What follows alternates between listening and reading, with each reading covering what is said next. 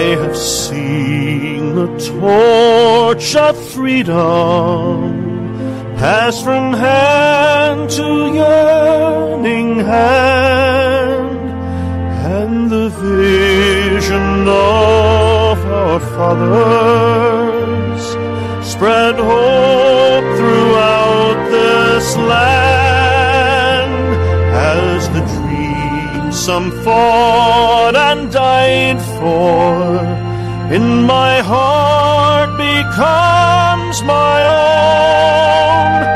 I will strive to keep her promise, America, my home. America, America, may God bless America, and freedom reign across America, my home. From the shorelines to the prairies, to the cities great and small, we have reaped the fruits of justice and liberty for all. So with deep appreciation for the blessings of freedom that we know in this wonderful land of ours, I'm Dr. George Simon, welcoming you to another edition of Character Matters. This is the program where we talk about what I consider to be the defining issue of our time, the character crisis that we face and that affects so many aspects of our lives, from our individual relationships, our family relationships, our community relations, our politics, our business affairs, every aspect of our lives.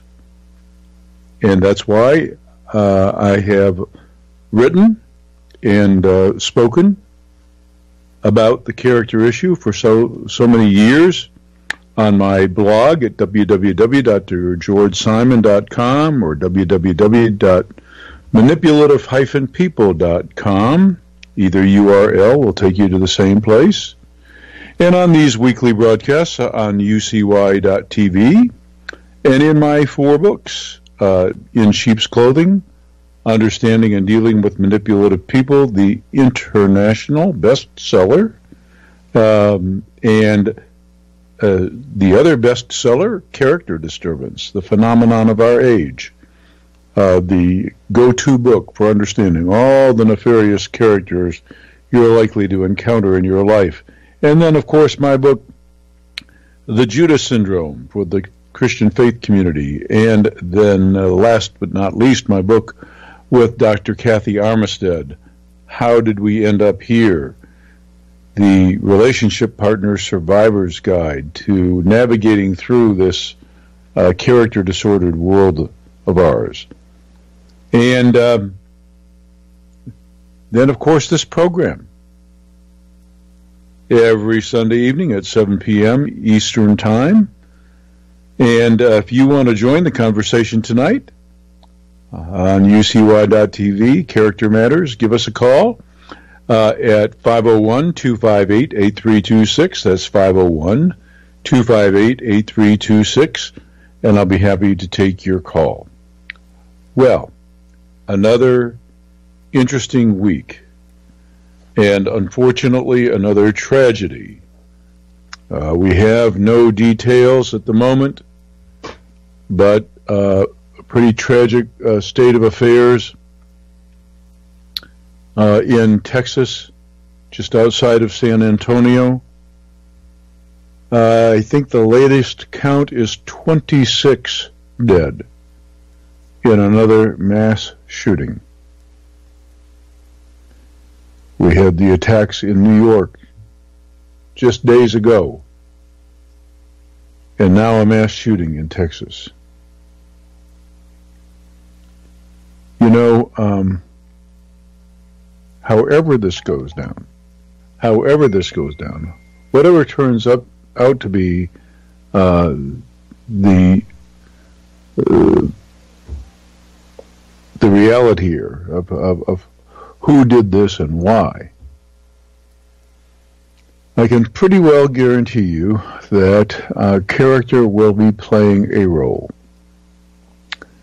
Of course, there are always those cases where someone is in the throes of some psychosis, where they truly don't know what they're doing. They've lost rationality. They've lost their ability to judge what's real and what's not real. They've lost their ability to know right from wrong. But those cases are so extraordinarily rare. These days, we are plagued by individuals who, in their anger, in their hurt, or whatever the case may be, have no willingness to exercise any control over their emotions or their behavior. And notice I said willingness, not power, because we always have the power. Unless you're in the throes of some severe mental illness, you have the power. That doesn't always mean, unfortunately, these days you'll have the character. And then, of course, we also have these ideologues, these archetypal maniacs who have been with us since the dawn of time, who are determined to dominate, who are determined to be masters, rulers of the world, and won't be content until everyone's kneeling at their feet and basically subservient to them and their ideology. And that's a character issue too.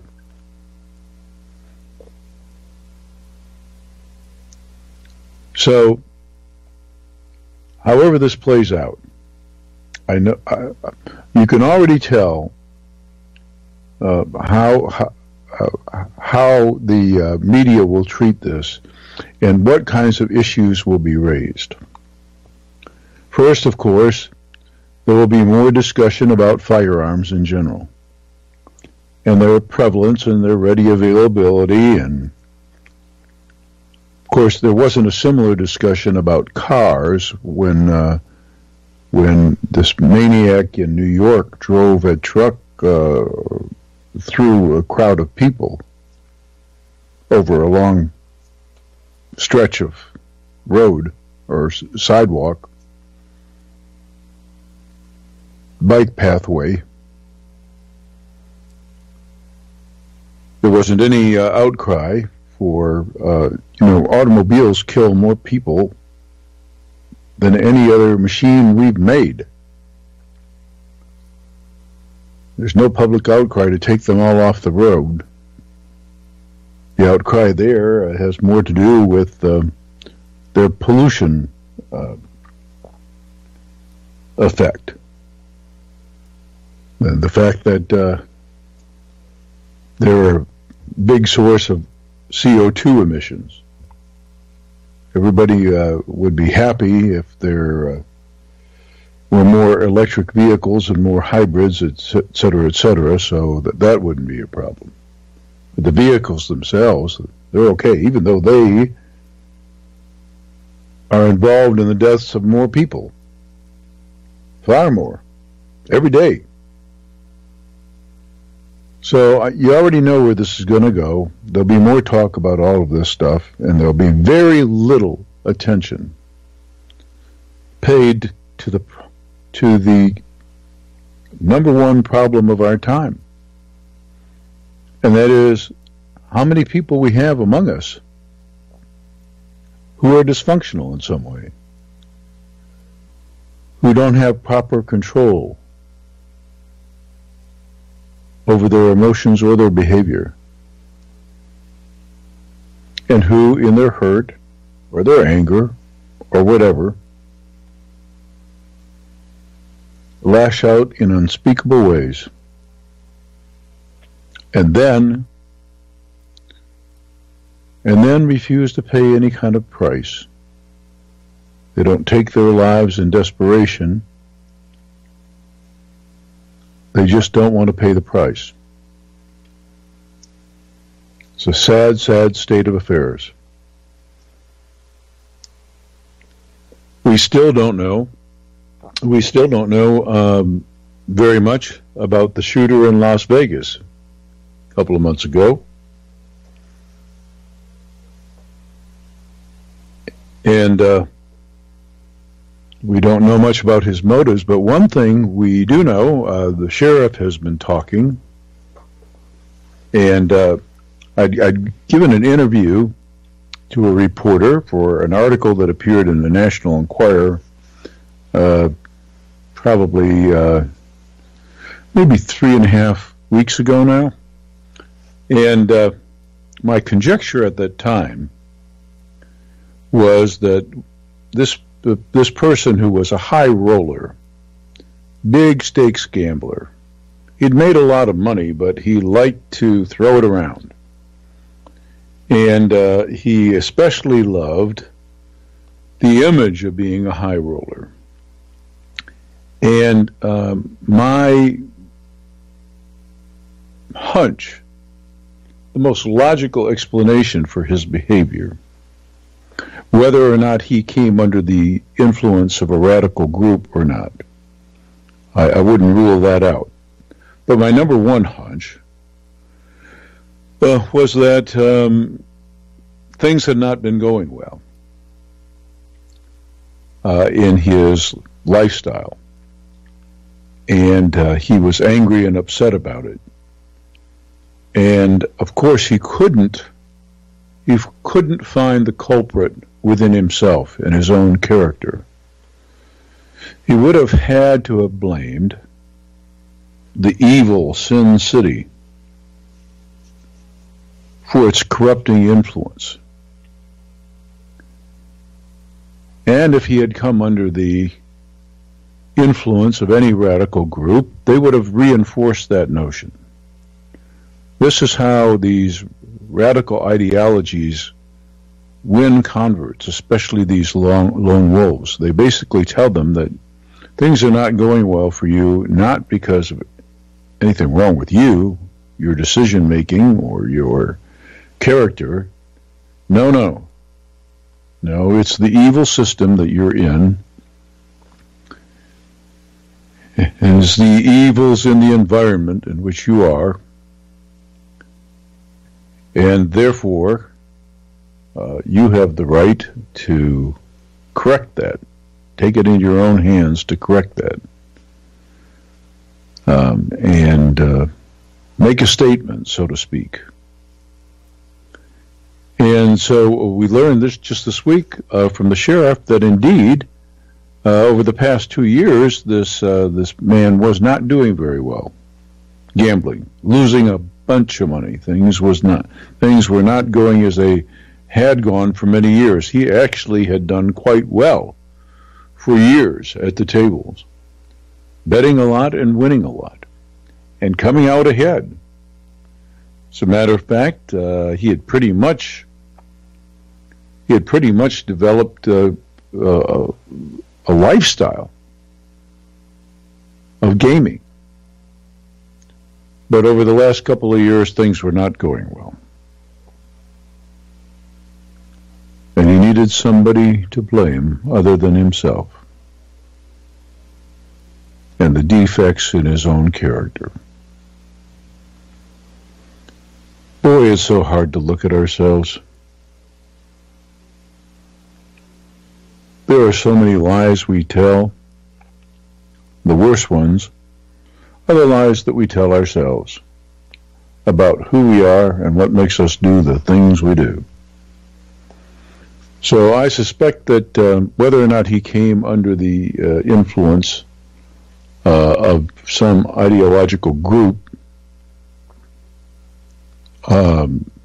ISIS, has claimed that he had come under their influence. But whether or not that's true, and I wouldn't rule that out when I was giving the interview, it turns out that my hunch about things not going well being the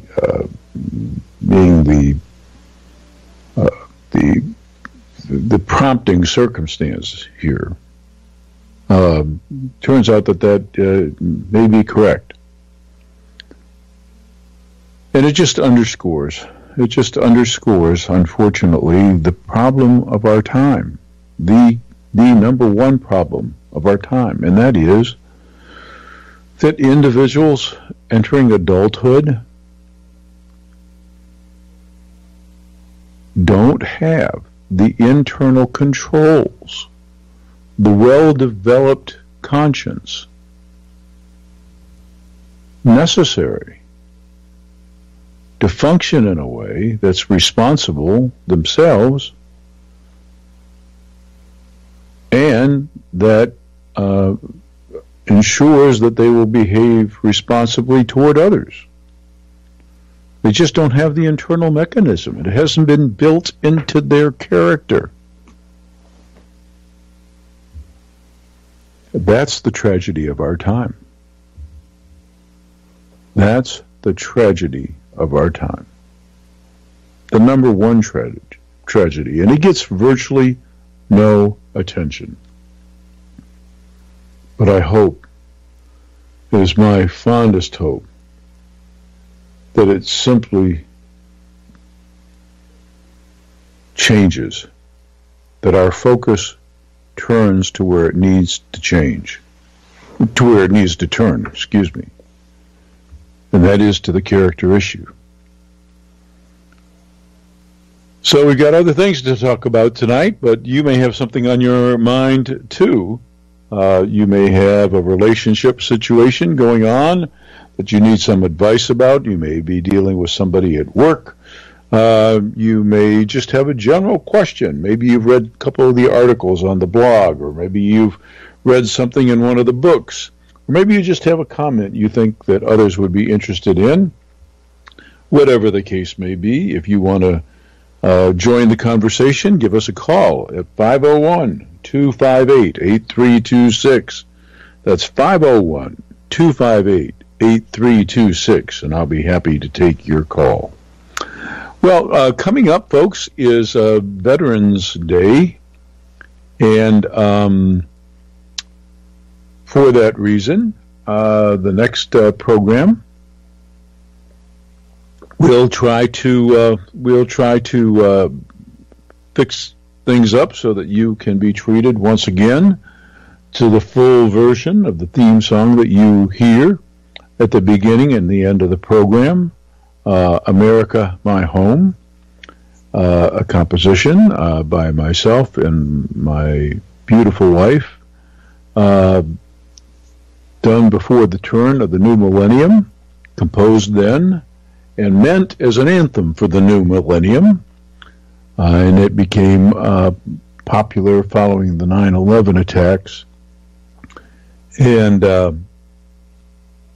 I'll be talking about it and its inspiration, and hopefully treating you to the whole thing, the entire rendition of America, My Home by Ricky David Tripp, who is the singer on the version that you hear on the opening and closing bumper. So be listening for that next time. And just once again, for those of you who may be just new to the program or tuning in for the first time, some words about the inspiration for the song and why you hear it on this program, and that is the interrelationship that freedom and character have always had. It was John Adams, as they were working feverishly to draft the final version of the Constitution, who said that this Constitution of ours would not work, basically, that it was meant only for what he called a religious and moral people. You see, the founders understood. There's a principle at stake. The founders understood that when people have a solid internal moral compass, in other words, they know right from wrong, they understand the basics of human decency. When people have that, it's best to leave them alone. It's best to not oppress them in any way. You let folks with a solid internal moral compass have as much liberty, as much freedom as they can, and they will do wonderful things.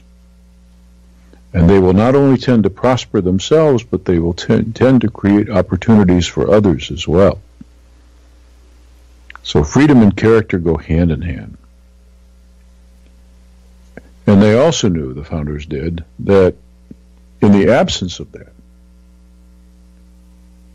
when people take license because they don't have that internal moral compass, that there's always a temptation on government's part to step in and to restrict freedoms as a way to control, basically, the social order. If you can't trust people to be good on their own, you have to regiment them. You have to regiment them. You have to impose that order externally, and that always involves curtailing freedom. So these are two things that are interdependent. And that's the sentiment that's in the song. Sentiment is about what makes or has made this country great. It's never been in our military might, which has been substantial for quite some time, and it's never been in our economic power, which has been substantial for quite some time. That's not where the greatness of America lies or has ever lied.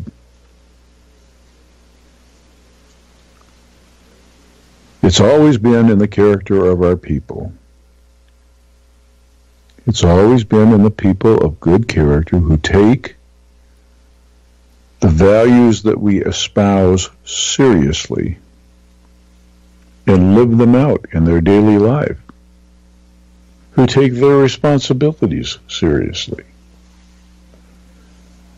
The people who make freedom possible, the people with those solid internal moral compasses. And when the majority of people have that, in other words, when we're just chock full of in the country of people of decent character, we thrive. We do fantastic things. De Tocqueville was quoted as saying what he never really said, but he was quoted as saying that America is great because it is good, and when it stops being good, it'll cease being great. He never said that. The quote's attributed to him. But truer words could never be spoken.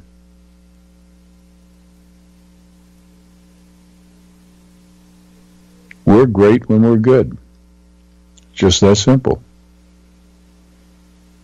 When we stop being good, we're not great. And in this country, we have a huge problem right now. Huge. We have the highest percentage of our population of any free society on the planet, the highest percentage, so dysfunctional that we can't leave them on the streets. We have to lock them up in some kind of confinement and throw away the key. It's a disgrace. It's an absolute disgrace. And it all starts so early.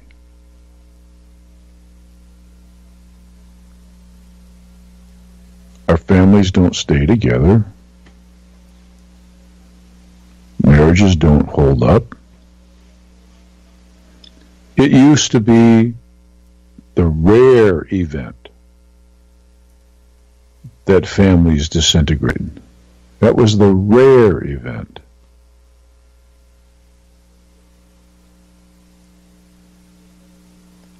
And it used to be the rare event that families could not take care of themselves in such a way that they needed outside assistance. Today, what's the biggest division in your state government? More than likely, human services.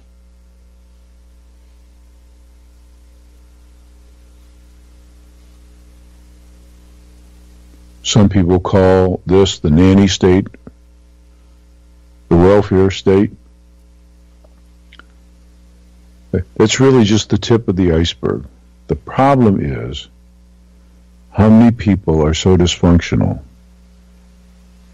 that they can't behave responsibly, either toward themselves or toward anyone else. And until we focus attention there, nothing else is going to get better. There's no law that can fix it. There's no restriction on freedom that can fix it.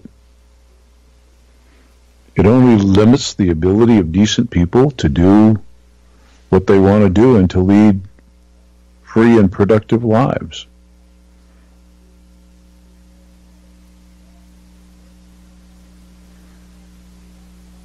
The only thing that will fix the problem is addressing it head on and doing what we need to do early on to foster appropriate character development in our young people. Now,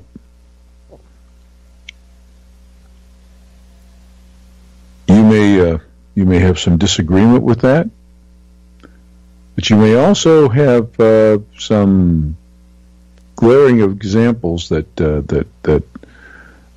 attest to the point. So, whatever the case may be, if you want to participate in the discussion tonight, or if you have a situation you'd like to talk about or share, give us a call at 501-258-8326. That's 501-258-8326.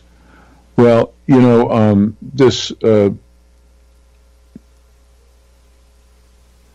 this unfortunate incident in Texas is so heartbreaking.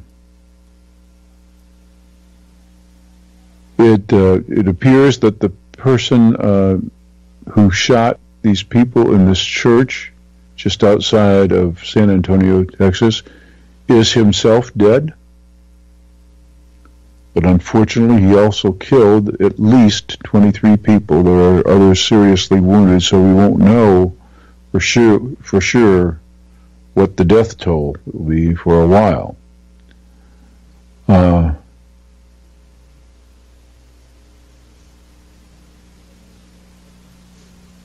It turns out that also also a victim in the shooting was the shooter's daughter, 14-year-old daughter. Now, whether this daughter was killed by her father or whether in the attempt to take the shooter out, there was basically friendly fire, we don't know. There's just not enough information yet.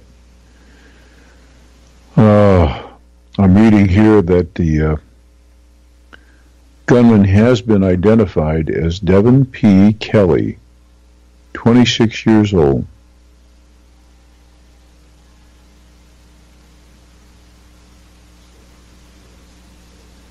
And, I'm sorry, I gave you incorrect information. I'm just reading this as it's come across.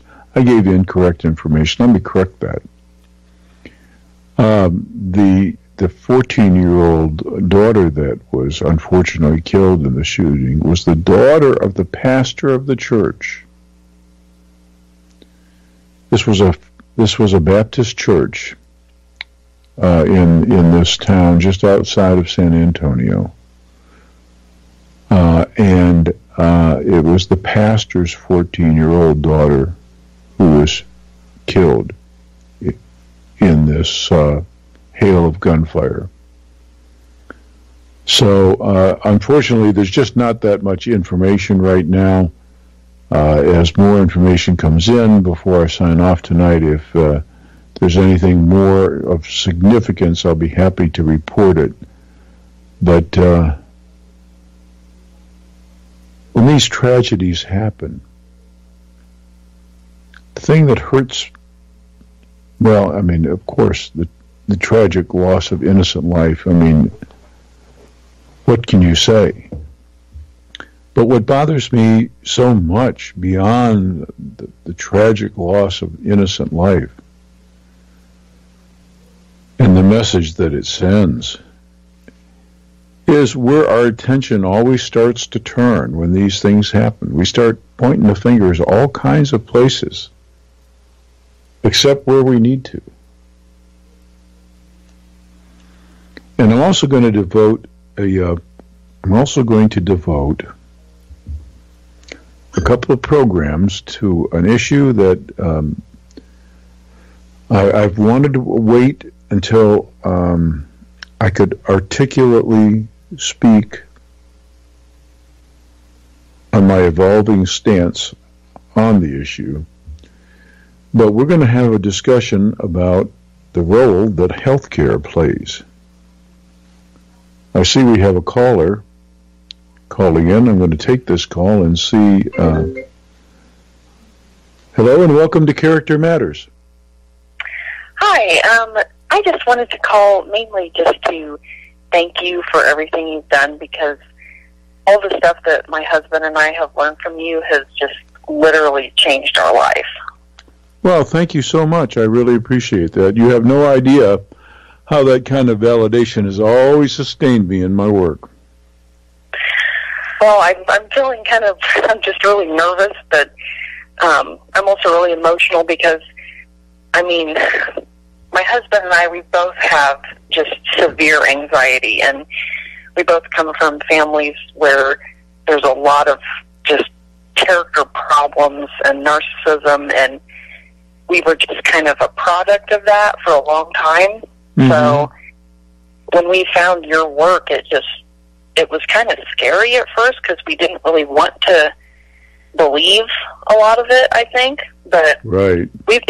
We've learned about it just mainly from you for years, and we've just come a long way. But I got to a point where I just really wanted to let you know that, and it's just been a really big journey for us, but you're at the head of that, truly. Oh, well, thank you so much. You know, really, I'll tell you, I get two types of emails. I get about 50 or 60 emails a week. I get two types. About half of them are folks just saying something similar to you. And I can't tell you, I never get tired of hearing it. It's what's sustained me. Because in the early days, when I first started my work some 30 years ago, in the early days, I didn't have an audience, you know, especially among professionals. But one by one, through word of mouth, folks like yourself who found something of value in the work spread the word, and it spread just all by word of mouth. My first book, In Sheep's Clothing, became an international bestseller by word of mouth over the years. Mm-hmm. And I've told lots of people about it too. So. Well, you're the one, huh? No. Thank you. So all I can say is that it changed my life too. I let the folks who are in these situations teach me what we clearly didn't know enough about. And then I let the nefarious characters who were in relationships with folks teach me too. and it just changed my whole mindset. And so I really appreciate it very much. Well, we really can't thank you enough. And I think for us, the main thing that just changed our whole life was just realizing that these people that were abusing us weren't a victim. Mm-hmm. And I would always, especially with my dad and my mom to a certain extent, but it's mainly my dad, I would always kind of view him as someone who couldn't help his behavior. Mm-hmm. And it kind of kept me locked in a situation where I was always pitying him and trying to please him and thinking that my behavior towards him could change him and could make him love me and respect me. And I never understood why none of that made a difference until I read your work, and it's helped me heal and really changed who I am, even in every aspect of my life, even in work. Wow. I mean, I have boundaries with people. I'll tell people no, where my mom and my dad, they kind of raised me to please everybody and to never, ever say no. And that's been really difficult, but now I'm finally to a place where I feel comfortable having my own boundaries. Wow. So it sounds like you've been on a quest for some personal empowerment, and you found some help along the way here in the work. Well, I couldn't be happier. That's what it's all about. Yes, and it's the same story for my husband too. And it's just... Now, you said that both of you struggle with some anxiety, is that right? Oh, yes. I mean, when I was a kid, probably 12 or so, I had to actually go into a hospital because of it. They said I had the actual anxiety disorder. Right. And it's always been part of my life, and I still struggle with it. But I think the personal empowerment and trying to not let people walk all over me has definitely helped in that respect, but I still do struggle so much with it, and I'll just... And have you been able to get state-of-the-art treatment for your anxiety? No. I don't even know what that would be necessarily. Well, let me tell you, because this is a specialty area of mine, and there's another thing that gives me great joy, and that's to help folks who struggle with anxiety get rid of it. That would be nice. First of all, you can take this really secure thought. As bad as the anxiety symptoms can get at times, and for anybody who's suffered anything like a panic or a really agitated kind of bout of anxiety, maybe an agitated depression where they maybe even had to be hospitalized to be treated. They know, anybody who's had anxiety in that extreme knows how uncomfortable and how debilitating the symptoms can be. But one thing you can kind of take to the bank is that as distressing and as painful as the symptoms can be, nobody's ever perished from an anxiety disorder. Not that we know of, anyway. Yeah, that's true. It can make you pretty darn miserable. It can even get you to the point where you think that life might not be worth living when you're so miserable and you want it to stop. But it's never killed anybody. And the fact is that the cognitive behavioral strategies that we now know represent the real cure, not medicines. Some of the medicines that are used to treat it, some of the medicines have their problems. Yeah, that's why I've avoided them. Yeah. I don't like to take any sort of pills, period. But we know that the cognitive behavioral strategies that are effective are long and can actually help retrain your brain, rebalance chemicals in your brain so that one day you can be free. So what I'm going to ask you to do, if you want, is do you ever go to my blog? How did you discover my work in the program?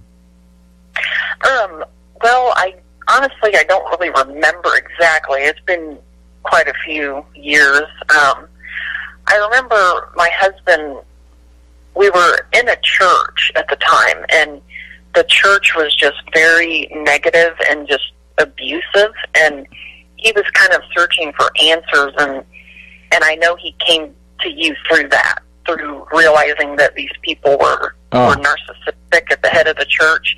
So he's the one that originally found it and bought your book, and I know that he reads your blog, and I do read it sometimes too. Okay. Well, go to the blog at drgeorgesimon.com or manipulative-people.com and go to the contact page and contact me through that page. There's a contact feature there. You press the button, and it'll shoot me an email to my personal email, and it prioritizes it. And just introduce yourself, say that we talked on the radio, and I will send you some state-of-the-art information about how to get rid of that anxiety once and for all. Wow, that would be amazing. Yeah. So on the site, there's under the contact section? Yeah. That's where I find that? Yeah. Okay, well, that would be good. I'll send you the outline of a 4-step, tried-and-true method that works. Wow, that's awesome. And I know you'll know what I mean when I say that sometimes it just feels like a cage, like you can't get out of it. And even when I know that the thoughts I'm having are irrational, I still can't stop. And I know it's getting bad when the thought I always return to is something happening to my husband. And then I will just have these ridiculous, not a fantasy, but just a scene that plays in my head of something happening to him. Intrusive thoughts.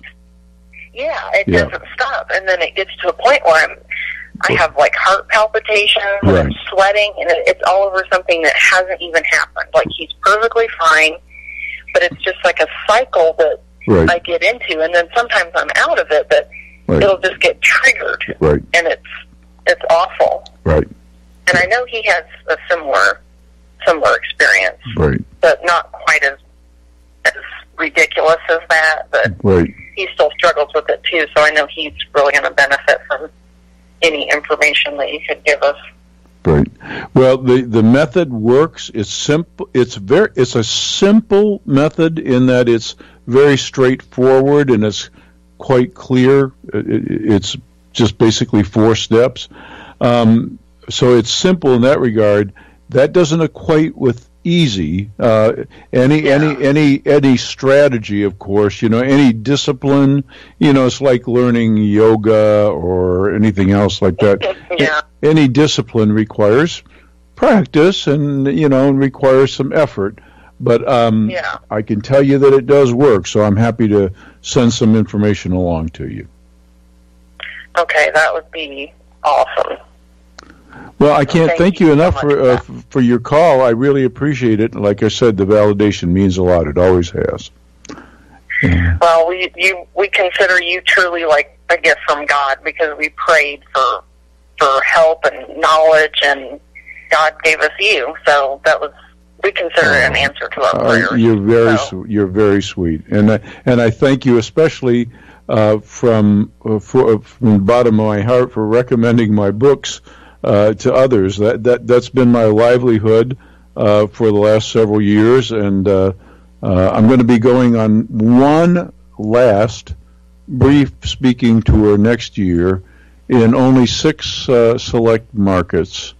So I'll have information posted on the blog about that probably in the next maybe 5 or 6 weeks. Okay? Okay, well, thank you so much. Thank you so much. It's been great talking to you. Thank you. Bye-bye. Bye. Well, what a wonderful call. I never tire of hearing such things. I really do. Really do appreciate it when folks take the time. I was mentioning to the caller that I get about 50 or 60 emails a week. And, folks, they usually have 2 stories to tell. About half the time, they're calling to do just what the caller did. They're writing to do just what the caller did, just to say that they found some validation, that they found some degree of personal empowerment as a result of reading one of my books. Maybe it was In Sheep's Clothing, maybe it was Character Disturbance or The Judas Syndrome. How did we end up here? One of the books. Or they found some articles on the blog at manipulative-people.com. And they got empowered, and they just wanted to say thanks. And believe me, I appreciate that more than you know. That has always sustained me in my work. That validate, we all need validation, but that validation means a lot. So the other half of the time, though, they're writing to say to me that they've experienced what we call therapy-induced trauma, which means that they went for help and they didn't get it. They didn't get it because the clinician didn't understand what they were going through, didn't really understand basically what makes the manipulator or other narcissistic character tick. And they got the wool pulled over their eyes, so things got worse. And they inevitably asked me, where the heck can we go? Who in Chicago or New York or in Orlando or wherever it is that I live, who gets it?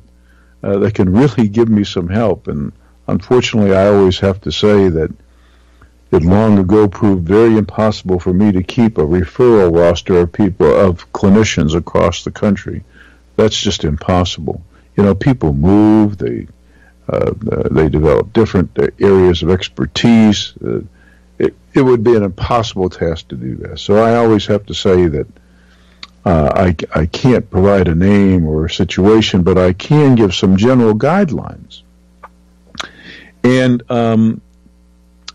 early on in my career, before I started specializing in disturbances of character, I did a lot of work with anxiety disorders. And I have a family predisposition toward the condition myself, and I've had 2 siblings in addition who struggled with bouts of extreme anxiety, both at the same point in their lifetime. I know that there are lots of ways that we can treat anxiety these days, but there are some cognitive behavioral strategies that really work. And they don't just work for the short term. They actually help change your brain so that you can function in a much different way than you've ever thought possible. The caller mentioned when you're dealing with anxiety, you can kind of feel like you're in a trap, like you're in a box. And people who have used the methods to overcome anxiety will tell you that it's a freeing experience. It's like life begins when you're no longer having to deal with that anxiety. It's just like a new lease on life. So I'm going to be really happy to any of you listening out there, if you happen to struggle with an anxiety problem, if you've been diagnosed with an anxiety disorder, perhaps you've even been hospitalized with what we used to call, back in the old days, a nervous breakdown, please go to the blog, contact me using the contact feature on the Contact Dr. Simon page, and I'll be glad to send you some information. There are some strategies that anyone can learn to not only manage anxiety better, but to kind of retrain your brain so that you don't have to suffer your whole life with this condition. And I'm going to be looking out in the emails here the next few days for the person I spoke with to send in, but any of you out there who have a similar problem, I'm happy to hear from you too. Well, we've got about 10 minutes left to the program. We still have time for another call if there's anybody else that wants to call in, share a situation, ask a question. The number, of course, is 501-258-8326. That's 501-258-8326, and I'll be happy to take your call. And again, some announcements. Likely that next Sunday's program, I'll be able to treat you to the entire rendition that you hear at the opening and close of the program of our theme song, America, My Home. And we do that typically at certain patriotic holidays, and Veterans Day is the one coming up, so we'll do that for Veterans Day. Then another announcement, the program Thanksgiving weekend will likely be an oldie but a goodie. Probably won't be live the Sunday following Thanksgiving Thursday. So that Thanksgiving weekend, I'm going to be traveling to visit family out of state, and it would be pretty difficult. It's doable. I could find a spot to originate the program from. We do this over the internet anyway, so I could do it. But the likelihood is that Sunday you'll be treated to a pre-recorded program, a best of, perhaps. So that's the announcement. Then, as I mentioned to the caller moments ago, I will be going back out on workshop tour next year. Going to be doing training workshops in select large population markets. We'll have information on the blog at drgeorgesimon.com, manipulative-people.com. We'll have that information up there in a couple of weeks, I hope. It may be longer than that because the itinerary has not yet been selected. But we'll have information up there, and these will be advanced training workshops. They'll be 2-day workshops. They are meant primarily for mental health professionals, but anyone can attend.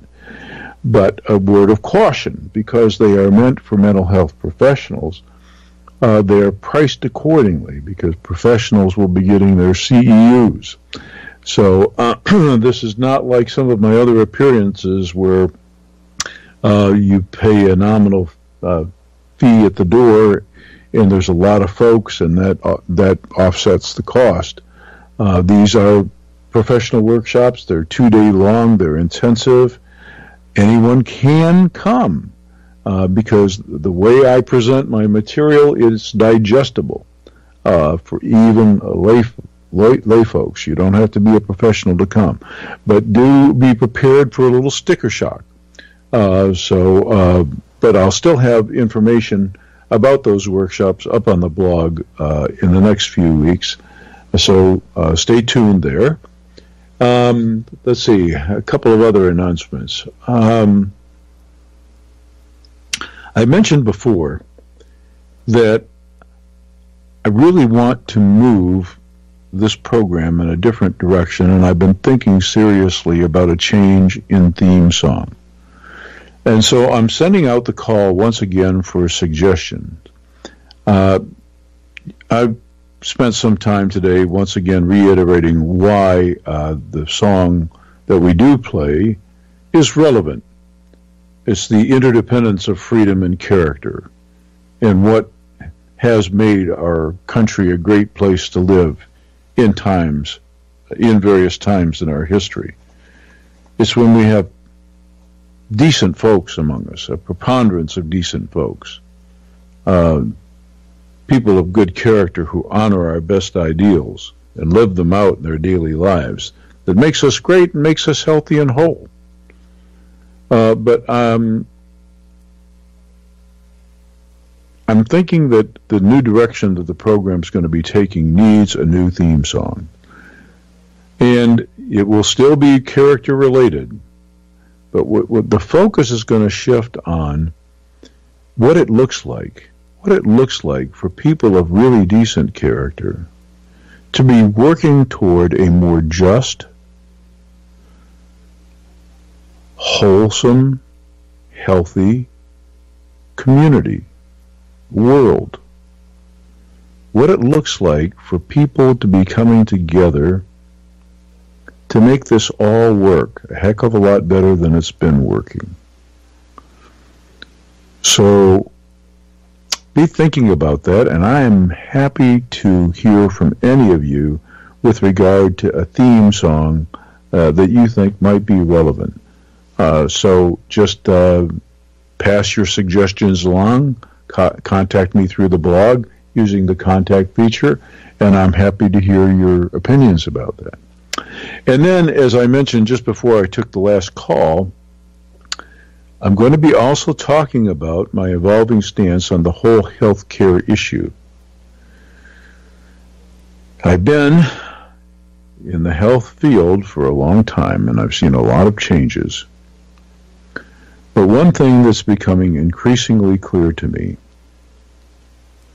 is that we're not going to be well as a society until we get well individually, and our personal wellness needs to be our mutual responsibility. And the nature of the game has changed. People used to be able to procure various services and pay for them out of their own pocket because the catastrophic kinds of things that required the expense that nobody could afford on their own were covered by insurance. And insurances were set up for just that purpose, to cover the rare, extraordinarily expensive events. Not the everyday things, but the rare, extraordinary events that were ungodly costly, that nobody could afford on their own. Well, that's all changed. Now hardly any service is affordable. So times have really changed, and it requires that we really look at how we care for one another and our mutual health. So we're going to be spending some time talking about that in upcoming programs, about the whole health care issue. There really shouldn't be a profit, I don't think, in the delivery of health care benefits. We do have a great free system, a pay-as-you-go kind of system, a fee-for-service kind of system. But this whole business of health insurance has become corrupted. It's not regulated like it used to be. Profits have gotten obscene. And the insurance company's entire motive is to make sure that they make a lot of money by denying people benefits. So we're going to have a discussion about that. And I invite you to participate. We'll be talking about that more and more as time goes on the program. Well, we're getting close to the end of the program. Thanks for tuning in again here at UCY.TV, Character Matters. I'm Dr. George Simon. Can't wait to visit with you again next week. Please avail yourself of the blog at manipulative-people.com, drgeorgesimon.com, and tune in again next week for another edition of Character Matters. Thanks for being with me tonight. I'm Dr. George Simon. Take care, and we'll see you next week on another edition of Character Matters.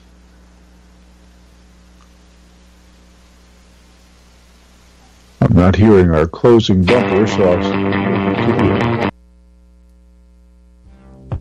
Yeah. Check.